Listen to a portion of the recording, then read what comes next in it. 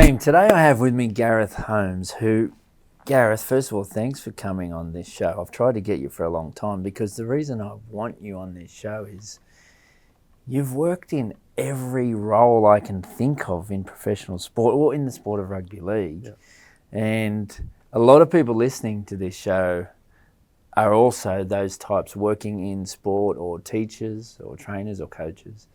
Leaders, business leaders, which you're now a CEO, so you're in that business space, that administrator space, but you've done it all. You've worked as a coach, a development officer, you worked in community, you worked in marketing, you've worked across everywhere, which I'll go to. But first of all, thank you, and I want to grab people's attention with this photo.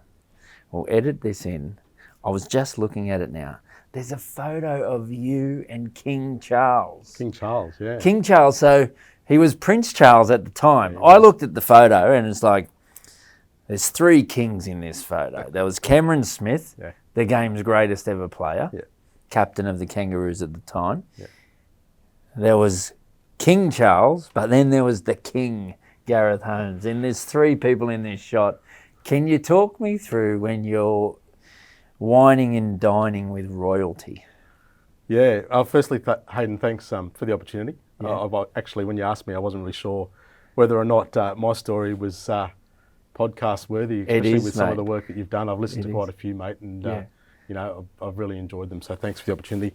But yeah, the opportunity with the King. Well, Prince Charles at the time. I was manager of the Australian Kangaroos for 5 years. Yeah. In 2013, there was a World Cup in England, Ireland, and Wales. We played a World Cup. So we were over there for the best part of 9 weeks, and part of some of the formalities of the World Cup is every nation, you know, some delegates from every nation got invited to afternoon tea at Clarence House with the Prince. Right. We were based in Manchester at the time. That was where the Kangaroos base was, and this was in London. And I asked around. I wasn't a real monarchist, so I asked the sort of staff and crew, "Does anyone interested?" And no one was really keen to get on the train to London for their day off. So I ended up going. Obviously, the captain had to go. Cameron went, and we got on the train down from Manchester to London and got to Clarence House. And I think people explained to me, "Oh, this is where he lives." I'm like, "Surely not." And it wasn't until you got in there and you got the protocols of how you had to address him and you know, certain things you had to say or couldn't say. And then you were in what was his lounge room, I'm assuming, and there's photos of his kids and his mum and you know, the Queen Mother on the mantelpiece, and this is his lounge room. And it sort of hit me. This is actually pretty surreal. It was an enormous experience. It's something that I look back on and say, you know, it's great to be able to have done something like that. Yes. But being in that environment, then he came down and wanted to chat to us, and really, what do you talk about? What did you talk about? Firstly, trying to remember the protocols. Yeah. About, you know, Your Royal Highness and Sir, and the order that all goes in, because it basically got dropped on us right before he walked down the stairs into this function. And then what do you talk about? And it was funny, back at home at the time, we were going through some really bad bushfires in New South Wales, and he knew all about it. And he led the conversation. Okay. Led the conversation with, you know, are your family safe and how's it affected you and things like that. So he actually drove the conversation, which was quite unique. Asked about rugby league. He had one grandson at the time, and sort of tossed around the idea of maybe he could play rugby league for England one day because the England team were there.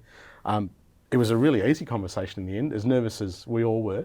Myself, Cameron, and there was a couple of other delegates there with us. As nervous as we all were, he led the conversation. But it was pretty surreal.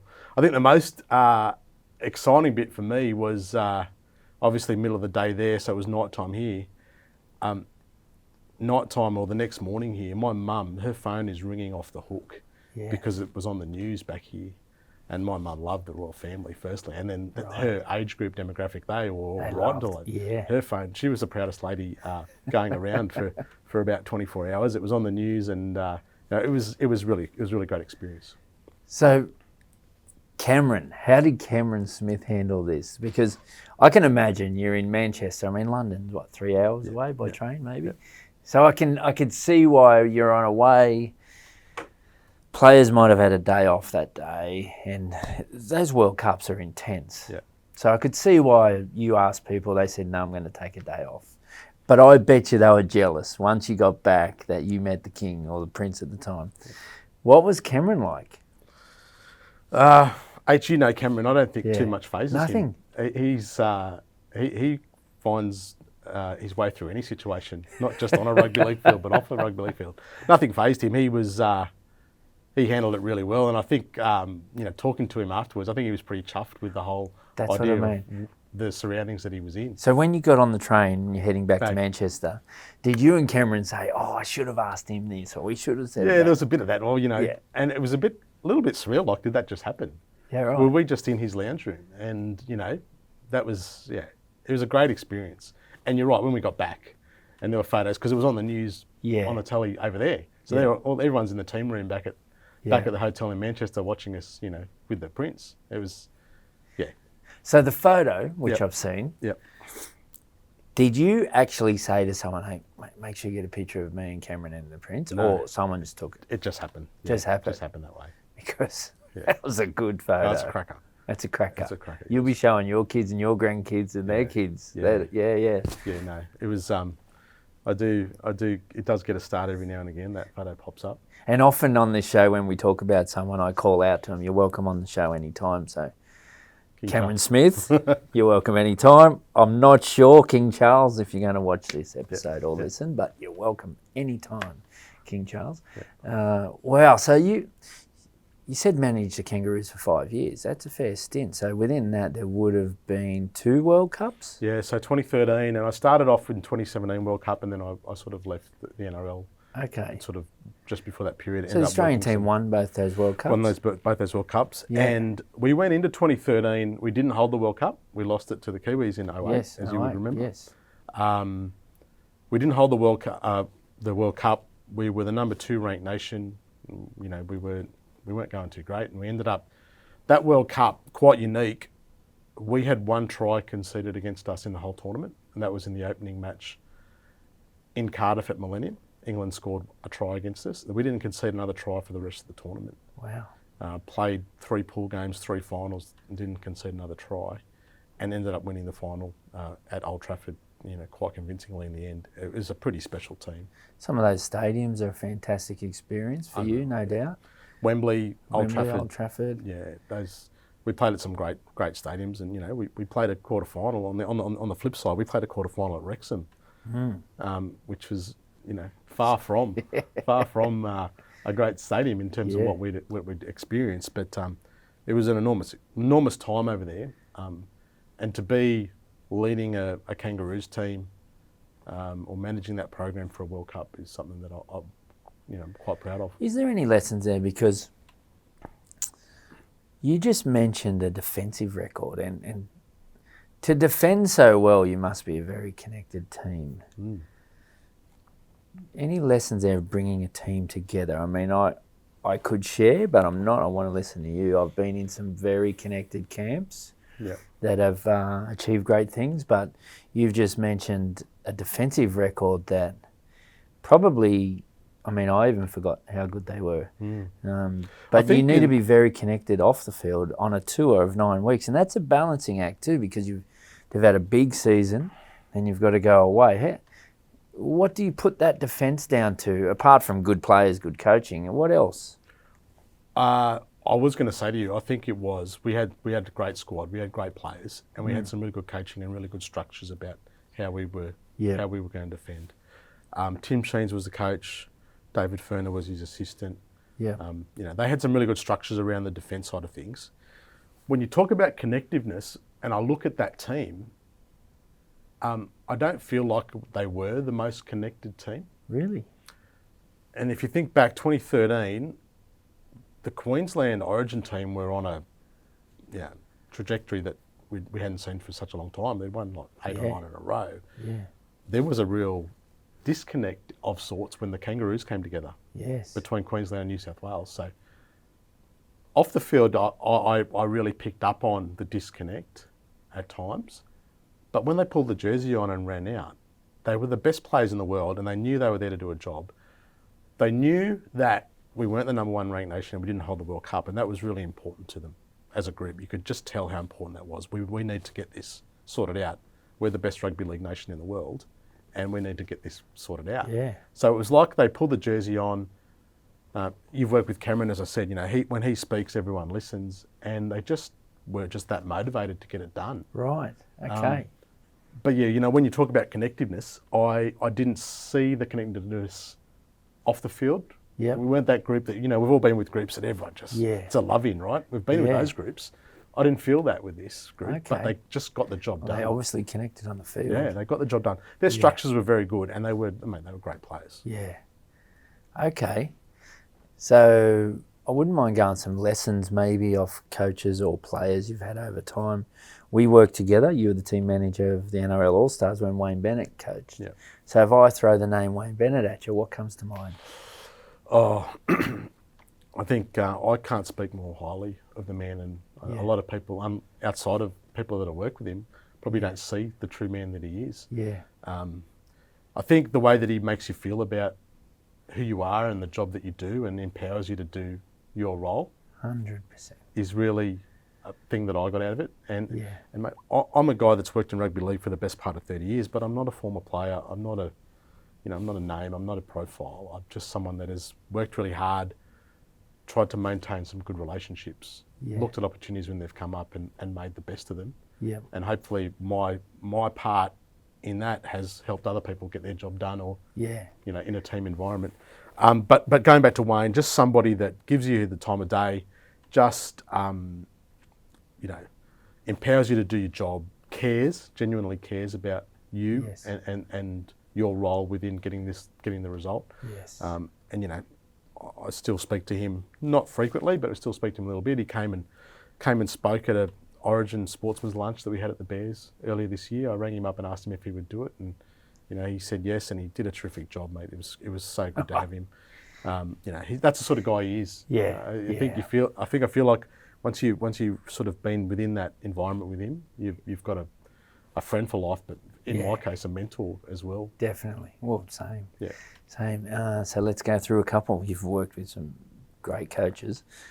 You mentioned Tim Sheen's there, the Australian coach. Was he also coaching the 17 team with you, or had they changed? No, Mal. Mal? So let's talk about Tim and Mal. Yeah, when I started at the Kangaroos, with the Kangaroos, Tim was the coach, and we went 12, 13, 14. We lost to Four Nations in 14. And then we did a big review of the Kangaroos program because results were declining a little bit, and there was going to be a transition of players, and budgets weren't where they needed to be and things like that. So we did a big review and we got an external to come in and do that. And one of the outcomes was Mal Meninga was appointed as coach. Right. So then worked with Mal 2016 and the start of 2017. So 2016 Four Nations, and we didn't hold the Four Nations, so we won that one back as well. So Mal Meninga and Tim Sheen's at the national level, and then other coaches, Brian is probably the one that sticks out with me the most for our time at Parramatta. Yeah. But when you go through Brian, Hagues, Daniel, Matt Cameron, Brad Arthur, Steve Kearney, Shane Flanagan, Peter Sharp, Tony Smith, Alan Wilson, countless coaches. I was fortunate. Rod Reddy, Grant Jones. Right. Yeah. I was fortunate enough to be in one place at the Eels for 15 years. Yeah. But experience a gamut of coaches. Whereas a lot of people have to move around from place to place to place to get that sort of experience. Yeah. I got to do it by staying in one place. That's quite unique. People don't get to do that very often. But I got to pick up on lots of things. And the biggest part of that was Brian. Brian Smith's episode on here is going off. Yeah. I spent some time with him. We recorded for an hour, and I'm not going to say we'll do the same today because you're very busy, but we recorded for 1 hour. And then off camera, we had our first drink together and had lunch, whatever. We spoke for another 10 hours. Wow. And it was gold. I wish I recorded the whole time because, I was privileged to spend like 7, 8, 9 years with the guy same as you did. Yeah. But that episode is just constantly getting listens every day. Yeah, I listen to it. It's great. And I know Brian obviously on a personal level like you do. Yeah. Maybe not at the same level, but enough of a personal level. But I attribute Brian to being the reason that I'm in the role I am now. Yeah. A big part of that. I was doing a little bit of coaching at the Eels, development squads and junior reps, and right through to the flag and New South Wales Cup level as an assistant. And I think we won. I had a really good Haramats. We won the Haramats one year, and that was going really well for me. And we were at Ross Street, the Ross Street offices. Brian had that corner office, the little balcony overlooked. And I was up there. I was working in game development with Ando, and he called me into his office, like being called into the principal's office. And I thought, what have I done? I was actually concerned. What have I done here? And he sat me down and he said, what are you doing with your coaching and everything? I said, I'm not really sure. I really enjoy it. And he said, you're going okay. Yeah. I can see that you're going okay with your coaching, but I can also see you've got all these other skills around the operational, administrational side of the game as well. Yeah. And he said, at some point, you're going to have to make a decision. Do you want to be a coach or do you want to be an administrator? And I said, I don't know. He said, I'm not saying you need to answer me now, but at some point, you're going to have to make the call on that. And he said, if you want to be a coach, go jump in 2 feet. You've shown that you can, you've made a start in it. But he sort of said, there's 16 jobs here and there's probably another 13, 14 jobs in the UK. Yeah, and that's if you want to be a head coach, and that's it. Yeah. If you want to be an administrator, you don't have to stay in rugby league. You can take that wherever you want. You can stay in rugby league, you can take it into other codes or go wherever you want. And I walked out of his office, and maybe take stock a little bit about where I was at and what I wanted to do. And I obviously pursued the administration side of sport. Yeah. And the opportunities that came off the back of that. But that was Brian. Wow. That was Brian. I never knew that. I mean, pull him into his office. He has an influence on so many careers, including mine. But you just mentioned there what I think makes you great at what you do, because you have experienced so many roles, including coaching. Yep. So every time you work with, whether it's Mal Meninga, Wayne Bennett, or whoever it is, what support level they want. Yep. So that's one strength, one very big strength, similar to Matt Cameron at Penrith Panthers. But then you worked in every area, game development, in the corporate, so you ended up the GM of football at Para from memory, because I want to rattle off a few clubs. You were GM of football at Manly Seagulls, GM of football at the Bulldogs, you managed Kangaroo tours.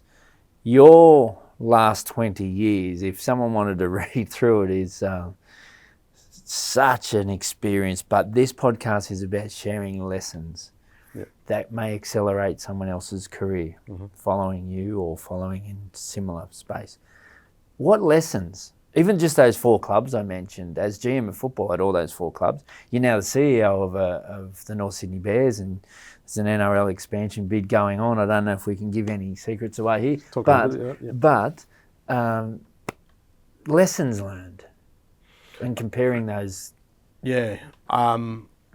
Ultimately, I think to really simplify it, the biggest lesson, and I get a lot of young kids saying, I want to work in sport, and how do I do that? It's about taking an opportunity, and it's about surrounding yourself in the right environments around the right people. From an operational perspective, you would know Dennis Fitzgerald and Greg Mitchell. Yeah. Probably 2 of the greats in terms of, understanding how to manage and run a football club. I was privileged to spend a big part of my career What working a great with them. man, Greg Mitchell. Greg Mitchell, And Dennis, only saw him at a couple of weeks ago. Daniel Anderson a couple of weeks ago. Yeah. Greg Mitchell gave me my first contract. There you go. Signed by Fitzgerald. Yeah. So the 2 Greg great men employed you me mentioned. at the Eels. There you go. Yeah. There's too many similarities going on here, but sorry to cut you off. You just mentioned a great man. So. Greg and Dennis. But, I think for me, it's been about you work hard. Yeah. In a team environment or a sporting environment, which is a team environment, it's about the work that you're doing for the team. Yeah. I don't think you survive too long in sport when you are working in a team environment, but it's all about yourself. Yeah.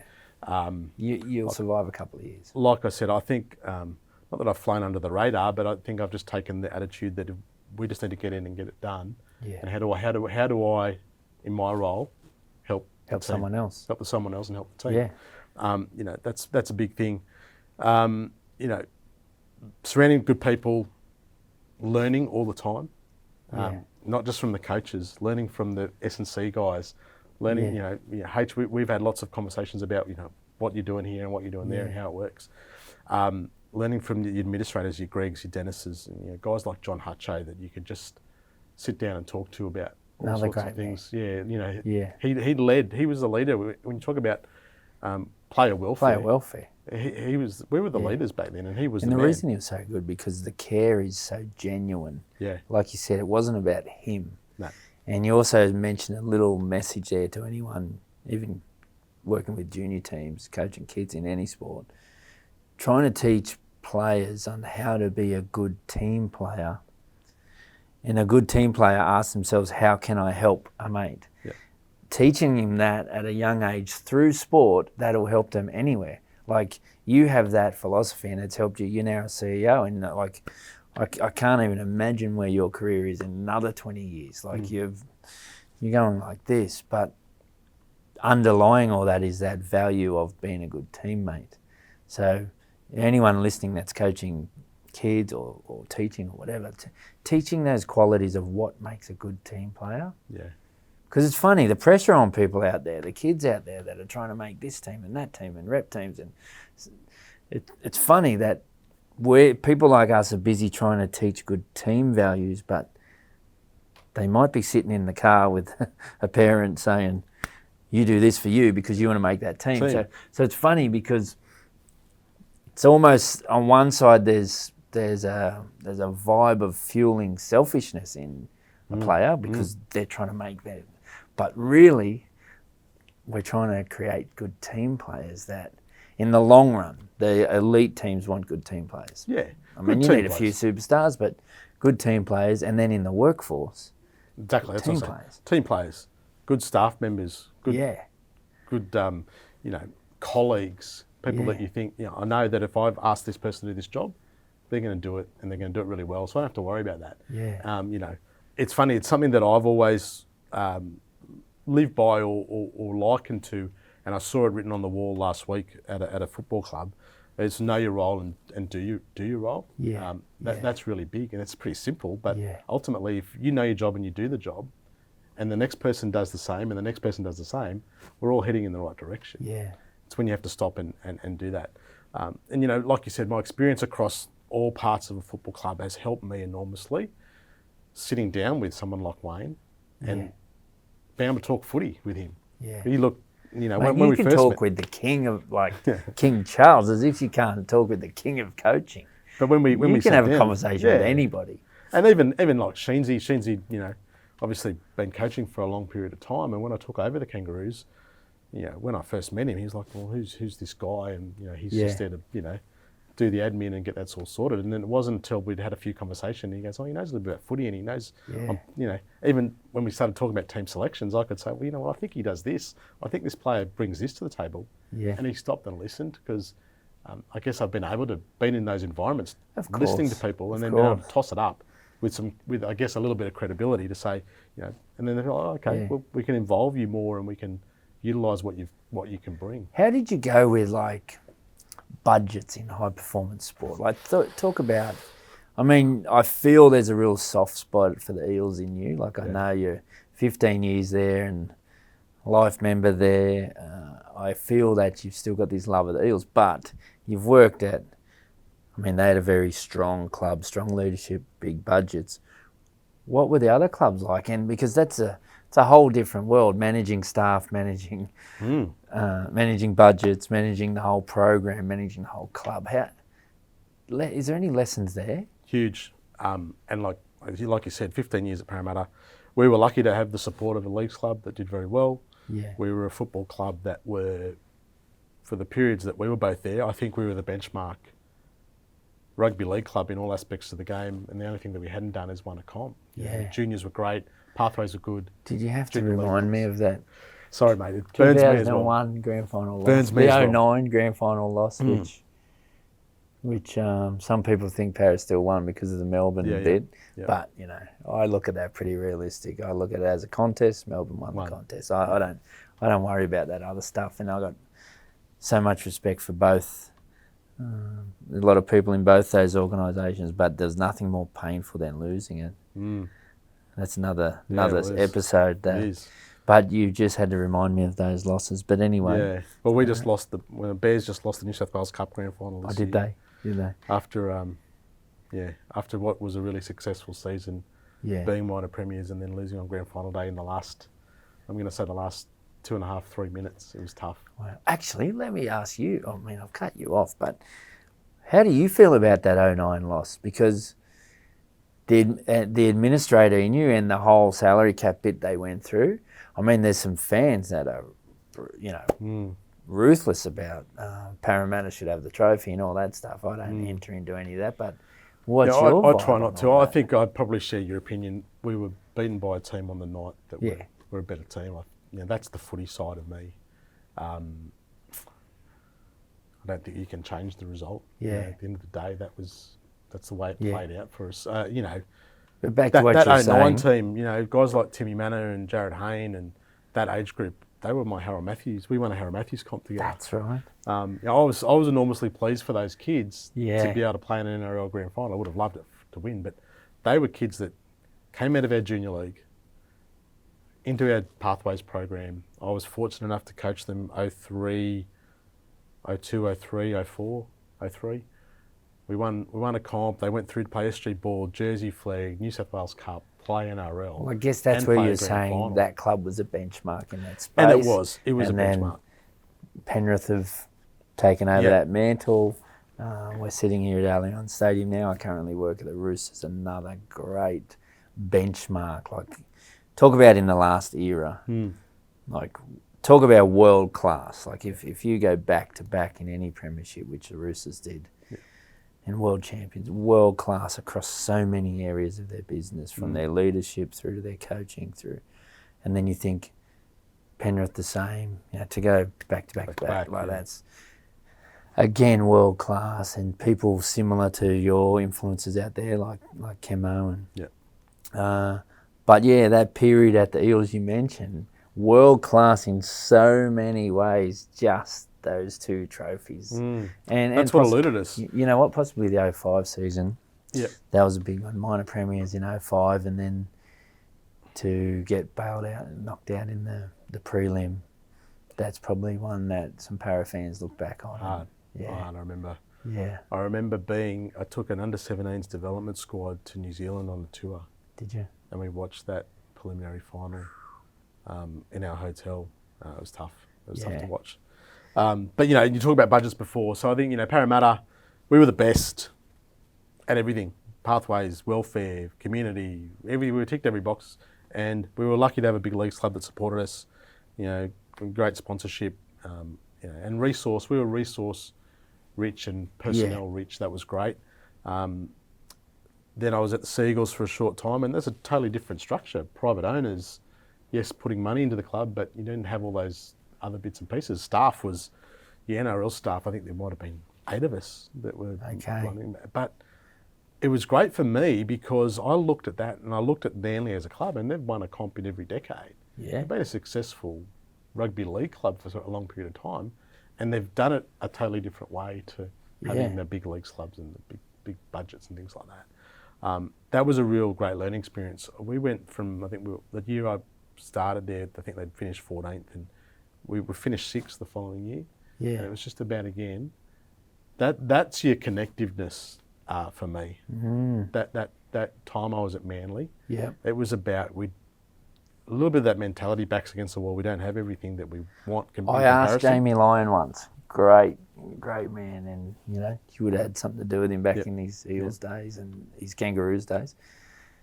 No, maybe not. You would have missed him, Kangaroos.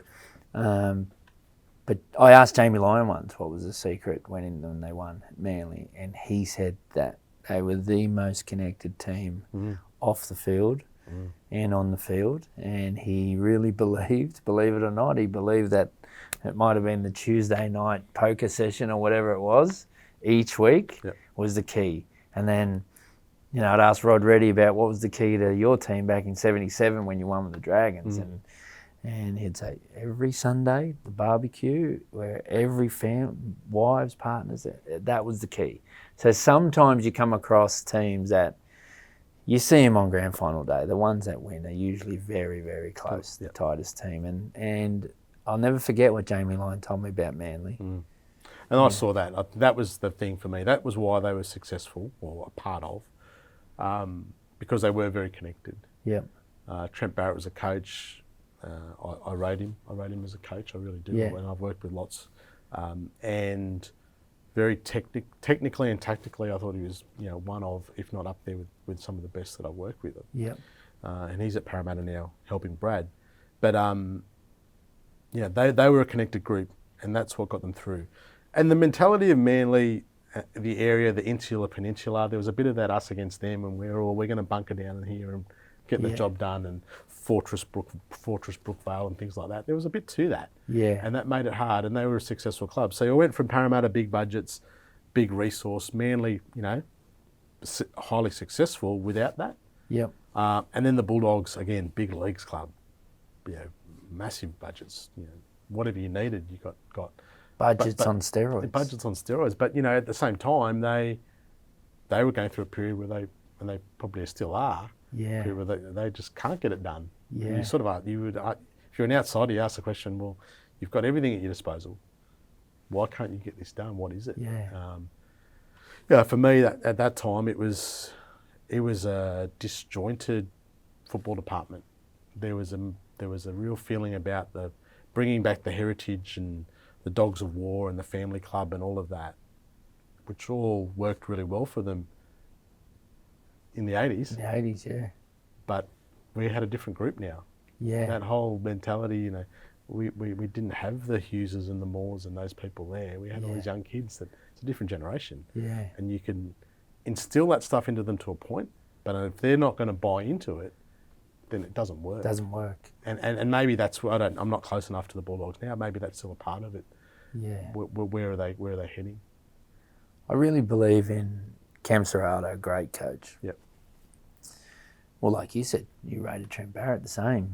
I'd worked with Trent Barrett as well before he went there. So there's some challenges, obviously, but I really believe in what Ciro values. Yep. That, it's there's a lot of people listening that would definitely be watching closely the progress over there, but he's one that'll stay really strong on what he believes in, and eventually I feel it'll pay him back. Yeah.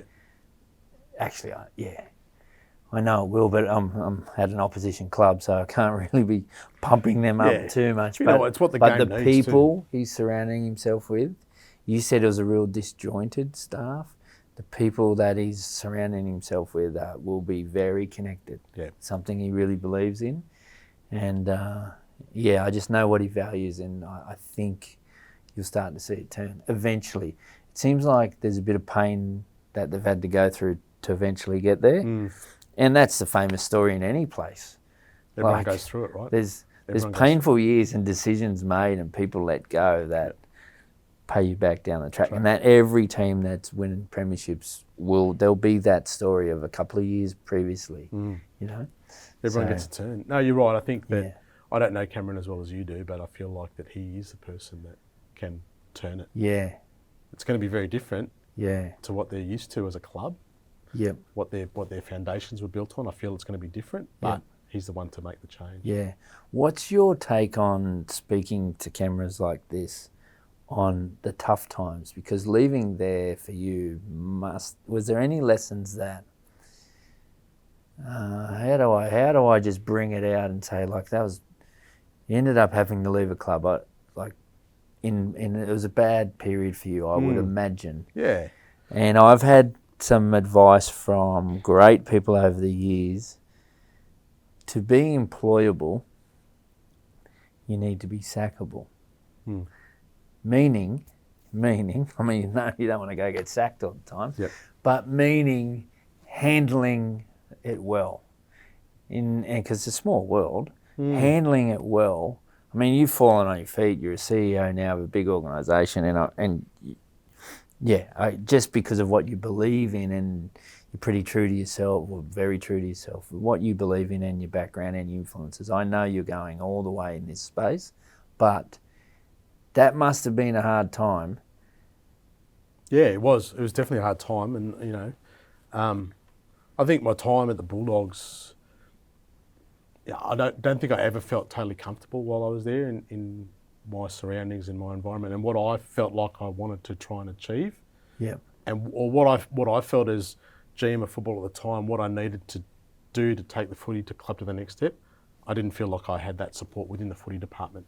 Right. I had some support in other areas of the business, which was great, but I didn't gel with the coach in terms of I feel when I do this and Yeah.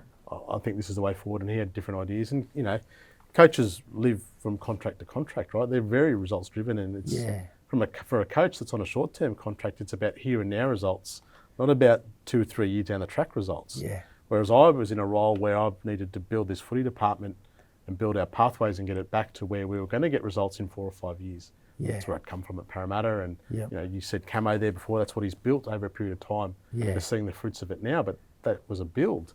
And I feel like the Bulldogs were that club as well. They needed that build, but the coach was very driven on, I've just got to win because I'm off contract. Yeah.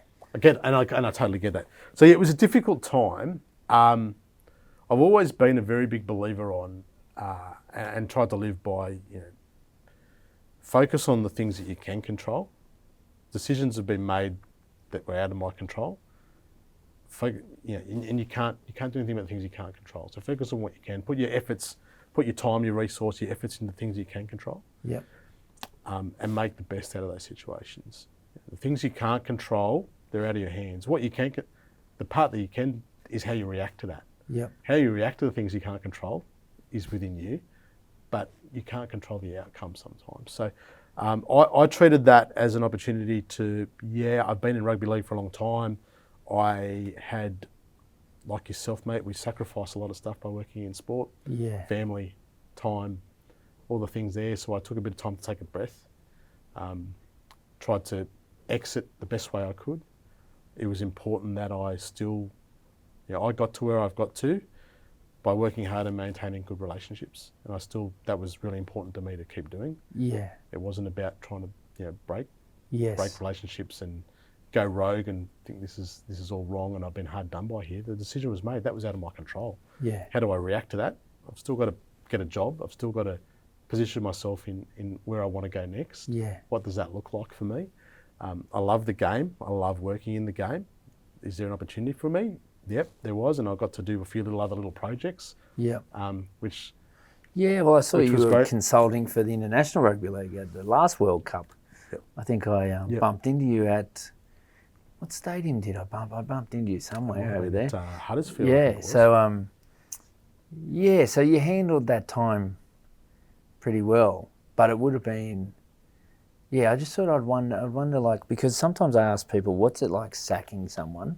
It's the hardest thing. No one wants to do it. No. Sometimes you have to do it. Yeah. And then also, what's it like being sacked? Yeah. It's sometimes the hardest thing, Yeah. And then, were there any people that reached out to you immediately to say, mate, got your back? Yeah, lots of people did. Yeah. Lots of people did. And people that I really respect and, people that I've spent a best part of my rugby league career working alongside. And, I think that gave me that little bit of assurance that everything was going to be okay as well. Yeah. You feel like you do a good job and you know the space, but, when you get sacked, it's like, I've done something wrong. Yeah. But not necessarily the case. It was, I just didn't fit. Yeah. At the time, the Bulldogs went through a tough bit and I didn't fit in what the coach wanted to do moving forward. Yeah. And that was the outcome. Yeah. He wanted to surround himself with his people. It gave him a level of protection by doing that. Yep. I don't begrudge that. No. We've all seen that. Yeah. So I felt like with the people that reached out to me, it gave me that little bit of confidence that you're still doing a good job, and you'll be okay. You'll be okay. Yeah. And then again, control what you can control, and put yourself in the best situations and the best conversations to try and work out what's next. So CEO now of the North Sydney Bears, a club with a lot of history. Yeah. Going through the expansion bid. How are we going? Can I drop any exclusives on here? Or it's all I've noticed it's very secretive. Yeah. I've seen you in this CEO role and honestly very impressed. I saw you watching junior rep footy. Like there's the CEO of the club getting out there, very connected with your people in your club. I watched you from a distance. I saw you at a junior reps game, which is pretty impressive for a CEO to care so much. But this expansion bid, are the North Sydney fans listening ever going to see a North Sydney Bears team back in the NRL? Yeah. We'll just cut that there. You said, yeah. You hear that, producer? I was going to say, listen, firstly, my time at the Bears, I've been there for 2.5 years now. I've loved absolutely every minute of it. Yeah. I'm at a footy club with a really proud history, foundation club, over 115 years in the game.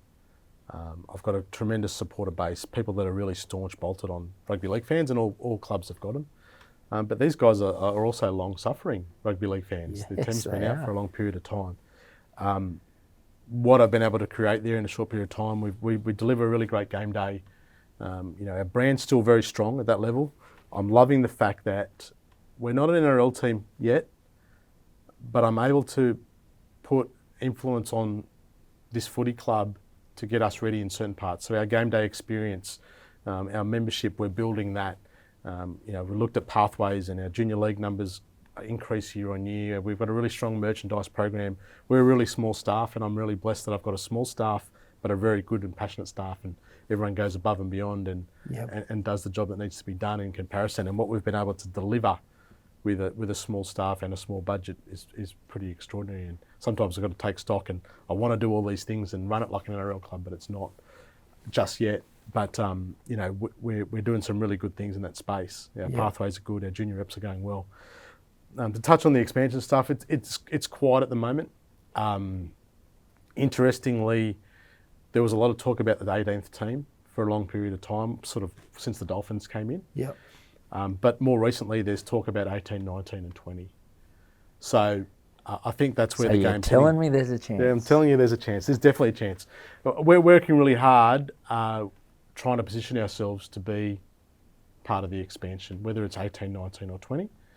I'd love nothing more than to be able to bring the Bears back. There's a lot of moving parts. The NRL are sort of doing a lot of stuff in the background, and as a club, we're waiting on some guidance. Yep. We're working really hard now to be in a position that when the NRL come and say, this is what we want from 18 or 19 and 20, we're in a position to say, we can give you that. We've got it. We've got it. And what do we have right now? We're a proud foundation club. I've got over 1,000 graded players, which is great. Yeah. 115 years of history.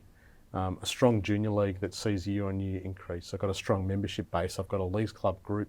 They've got 8 venues that are financially backing what we're doing. So, proud history. We've got all these things here that we're already an established brand. Yeah. We're an established footy club. It's like we understand that we might not be the North Sydney Bears. And when I started, we did a little rebrand and we took the words North Sydney out of our logo. We're the Bears. Yep. Because we know that we're not. The reality is we're not going to be the North Sydney Bears. Yep. We are flexible and fluid enough where we are at the moment to be wherever the NRL wants us to be. And that's the toughest part, is not having a location to latch onto. But at the same time, we feel like that's the best way for us to be now. When the NRL come and say, here we go, well, you've got everything other than an NRL team. Yeah. Let's just do this and move it here or partner with this area and be the Bears. And we've got some, we're a proud club. We've got some non-negotiables that are important to us. We want to have a presence at North Sydney Oval still. We want to play games at North Sydney Oval.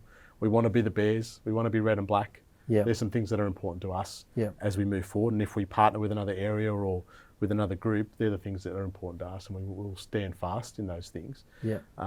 It's exciting, but it's frustrating at the same time. And there's a lot of Bears fans that are probably sharing my frustrations, that it's probably, in our eyes, moving a little bit slowly, but we also know that there's a process. Yeah, okay. And we just need to be ready.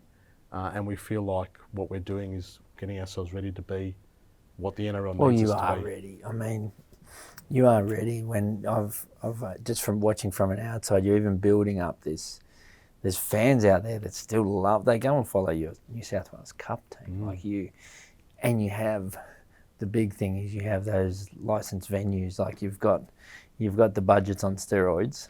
We're working on them. You got the budgets on steroids, but you also you got the right people. You got a genuine passion for it. I'd see when you mention your staff that they all go over and beyond. That's what I've seen, observed of you as a CEO, going over and beyond.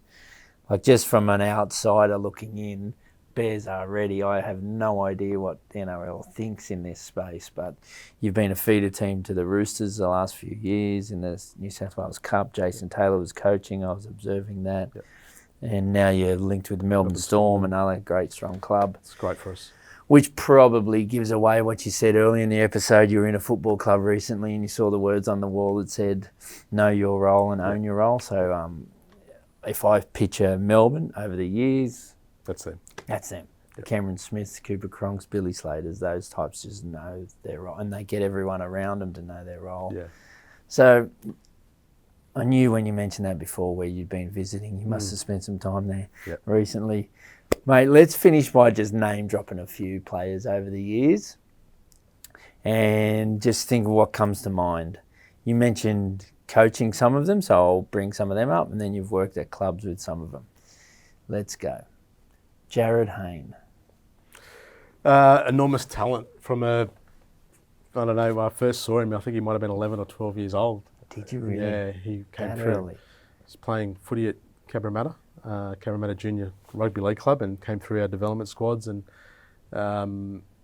just an enormous talent, freakish talent. Mate, anyone who hasn't watched it, just go Google, YouTube, the 09 highlight package of Jared Hayne, and then his journey, what he did making that NFL was incredible when everyone said he couldn't do it. So we played he was in our SG ball team, I remember, and he'd been out long term. He'd been out the best part of a season with an injury. I can't remember what the injury was.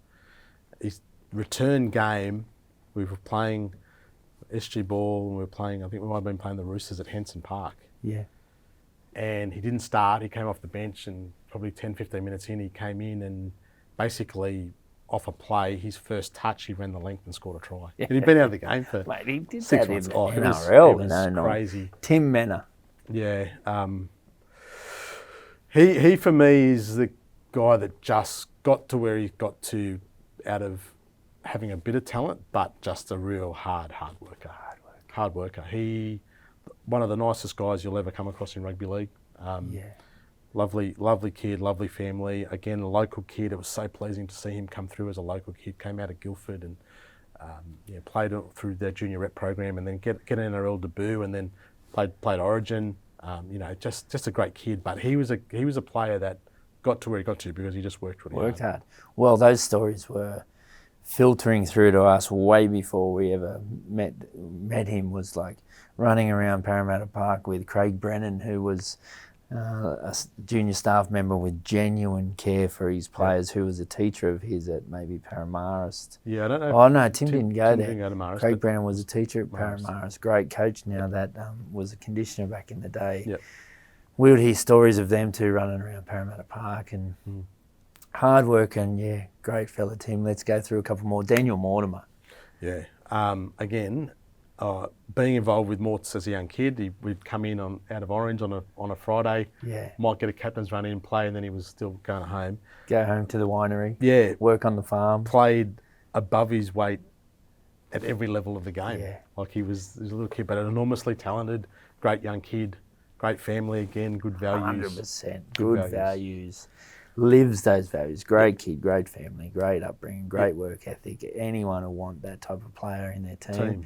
And he ended up coming to the Roosters and winning a premiership. And that's great. Yeah. Okay, so we've rattled off a few Parramatta. Oh, Nathan Hindmarsh. Yeah, my time with Hindy was probably really towards my close time with Hindy was towards the back of when I was head of footy there at Parramatta. I had a bit more to do with him. But interestingly, the year I started at Parramatta was the year that he debuted. And the year that I left Parramatta was the year that he retired. So I saw his whole career, his whole first grade career during my time at Parramatta. And worked with his wife? Bon was worked in game development when I was a development manager at the club, and worked with Bon there for a number of years. Haven't they kicked off? Three Bird Renovations. Google those. Instagram, Three Bird Renovations. Done a great Bonnie, job. you're welcome on the show anytime. Exactly. Haven't they done great? Nathan Kalis. Yeah. Ultimate leader. Yeah. Ultimate pro, but I want to hear your thoughts. For me, again, ultimate leader. Yeah, to captain, not just his club, he captained his country at such a young age as well. Just had those leadership qualities, a sort of bloke that led by his actions. For me, that's the thing that stood out for me watching Nath. Yeah. Was he led by his actions, not necessarily always by his words. Yeah. And again, I think he was that player that had talent but wasn't blessed with it. Yeah. Just worked really hard. Best kangaroo tourist that you loved working with as a player? You were the manager of the team. But give me a player that you love touring with and why. Cooper Cronk. Yeah, listen, there's so many. There's such a... Let's stay at Cooper. That 2013 team, there was some really great guys there. Sam Thaiday, I just spent my whole time laughing around Sam and some of those guys. But Cooper Cronk, just watching him, how that he prepared himself for a game, and the way that he very selfless around the team, very selfless around the staff, just really impressed me. It's the sort of guy he is. He gives his time up for people. He's that, for me, the person that he knows his role is to do his pit for everybody else, and that's where I loved. So on field and in around that footy environment, Cooper Cronk, and for me, I don't think you can meet a nicer guy as well.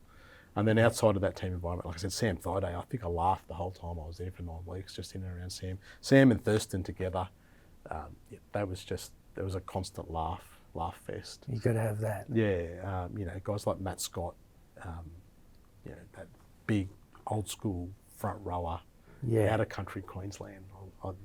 You love rugby league. You love those qualities in people, right? Matt Scott, Nate Miles, Greg Bird. Greg Bird was a guy that I really enjoyed his company, and he was an old school footballer too. He didn't mind having a beer during the week or the night before a test match. He might just sneak into we'd have a staff meeting before dinner. We'd have a staff meeting before dinner, and it was basically for me just to get the staff together and say we all sweet for tomorrow, and we'd have a beer before we would then go back to the hotel and have dinner with the team. And midway through that tour, he got wind of this staff meeting that was happening. He'd turn up at the pub and have a schooner, then go back and have dinner with the team. But and he could do it. He knew his body. Yeah, he knew, and he delivered. I enjoyed. We're not recommending that, everyone. No, but not. Good stories. That was a good story. Yeah. Lots of good. Well, and then staff, I think, you need all those types in a team. You need it the same with your staff. Yeah. So, you think of the Cooper Cronk, so detailed, so thorough, so professional, so selfless, and in your staff you had someone like Craig Catterick. Yeah, good. That's him. Yeah. He's the Cooper Cronk as a staff member. Of course. And for me... And then you'd have the character, like an Alfie Langer. Yeah. Like every group needs all these different types of people. There's someone that's responsible for setting the energy for the day. Yeah. There's someone setting standard. Yeah, it's well, like you said, you mentioned Cat, good friend of yours and mine, and he epitomises for me, especially during my time at the Kangaroos, if I needed something to get done, and I asked Cat to do it, I just could walk away from it and know that it was 100%. It was invaluable. It's invaluable. Yeah. He's a great man, Cat, and we still speak to him a bit, and I really enjoyed not just what he brought to the team dynamic, but he's a guy that I just enjoyed his company as well. Well, let's finish with this then. We'll just go to your highlight. It's been a long career so far, and there's a long way to go.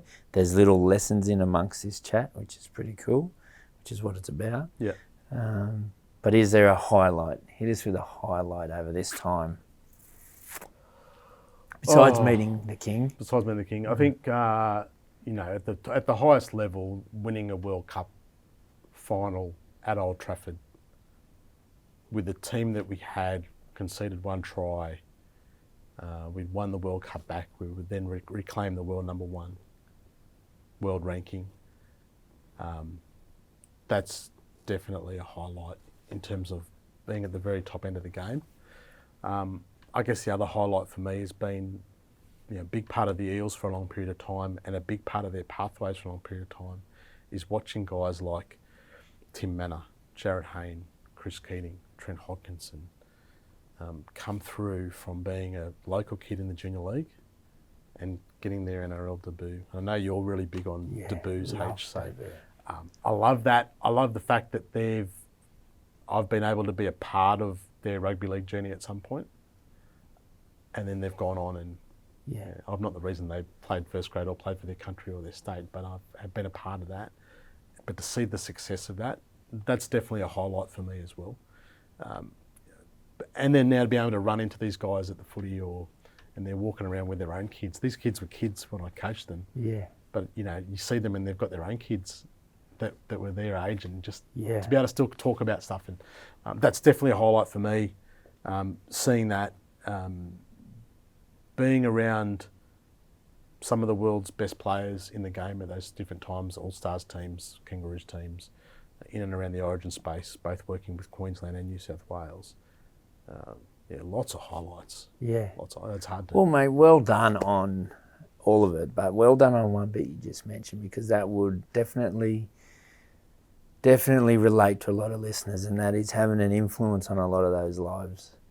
So to the point where when you do bump into them now, the relationship there, that effect you had on their life somewhere has been pretty powerful. So well done on that, and thanks heaps for coming and sharing all this, mate. Well, thank you. It's been great. We'll catch up again soon. Yeah, well appreciate done, it. Thanks, Some mate. of the best learning you will ever do will be talking and listening over a beautiful glass of red, which brings me to thanking our sponsors at Mortimer's Wines. Mortimer's are a family-owned vineyard in the beautiful region of Orange, New South Wales, Australia. Their historic 150-year-old schoolyard building that is now the cellar door, it provides a great atmosphere to taste their fine wines. Visit mortimerswines.com.au. Some of the best learning you will ever do will be travelling. Give yourself space, time to creatively think, to learn, to meet people, or take a vacation with your family. Give yourself that time, and there's no better person or people or company to help you than the people at Tripadeal. Their experienced agents will look after you from start to finish. They will plan your flights, your accommodation, your car, your excursions, whatever you need. If you want to plan a trip of a lifetime, Tripadeal is the place to go. tripadeal.com.au.